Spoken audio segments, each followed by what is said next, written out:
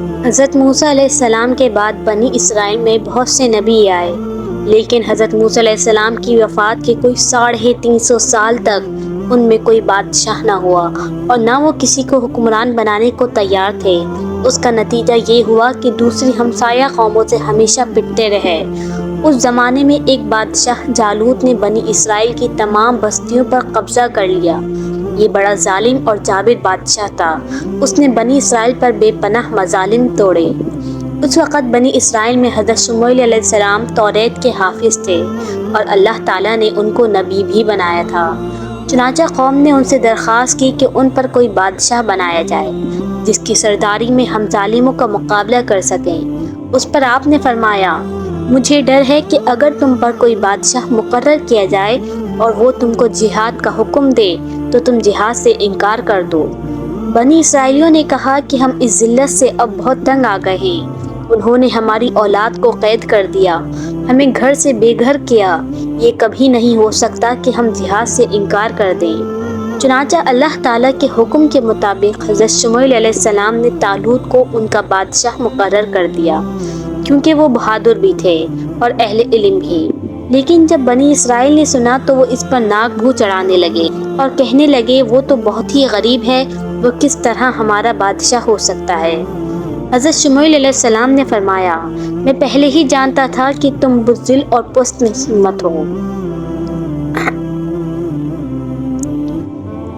ہمت ہو اور اسی لیے تم یہ حیلے بہانے تراش رہے ہو۔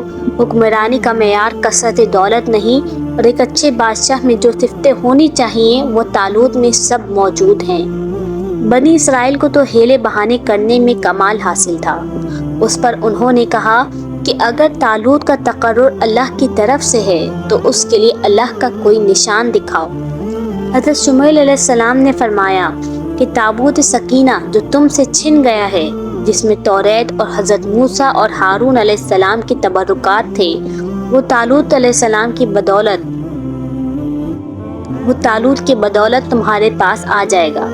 چنانچہ اللہ کے حکم سے فرشتے تابوت سکینہ کو طالوت کے پاس لے آئے۔ اب بنی اسرائیل کے لیے انکار کی کوئی صورت نہ تھی، چنانچہ طالوت بنی اسرائیل کے بادشاہ بنا دیے گئے۔ اب طالوت نے جالوت کی طرف اعلان جنگ کر دیا۔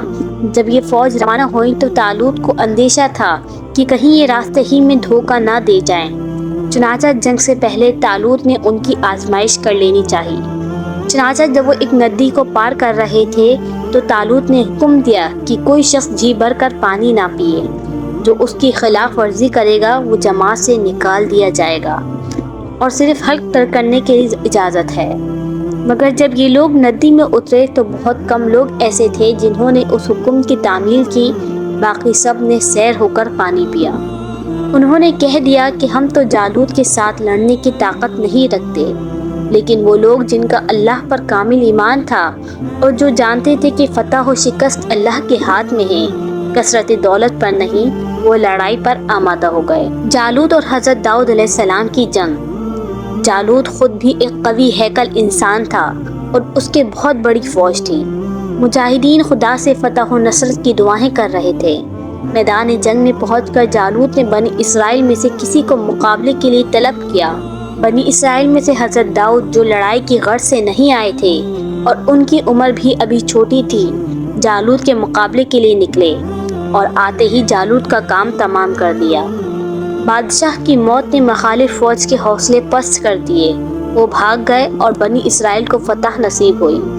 اس واقعے کے بعد حضرت داؤد علیہ السلام بنی اسرائیل میں بہت ہر دل عزیز ہو گئے اور بعد میں اللہ کے برگزیدہ پیغمبر اور بنی اسرائیل کے بادشاہ بنے، چونکہ آپ رسول بھی تھے اور بادشاہ بھی، اس لیے اللہ نے آپ کو قرآن حکیم میں خلیفہ یعنی نائب کے لقب سے یاد کیا ہے۔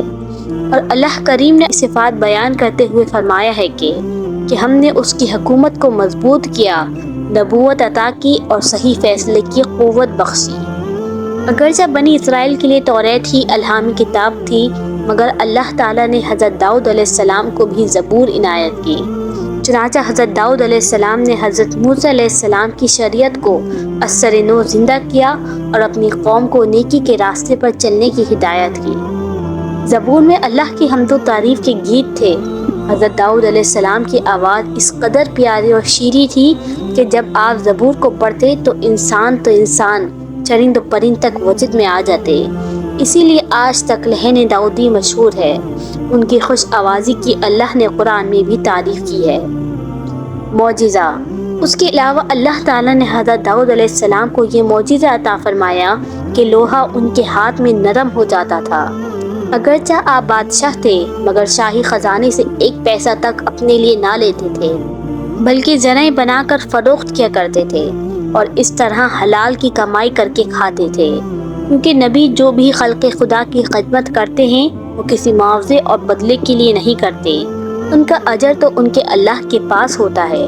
حضرت داؤد علیہ السلام کی زرعیں لڑائی میں بہت مفید ثابت ہوئیں، اس لیے جنگجو انہیں شوق سے خریدتے تھے۔ نیز آپ پرندوں کی بولیوں کو بھی سمجھتے تھے اور یہ علم اللہ تعالیٰ نے آپ کے فرزند حضرت سلیمان علیہ السلام کو بھی عطا کیا۔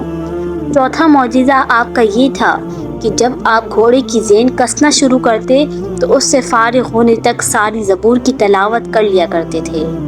کہتے ہیں حضرت داؤد علیہ السلام نے 100 سال کی عمر میں وفات پائی اور شہر سیون میں دفن ہوئے۔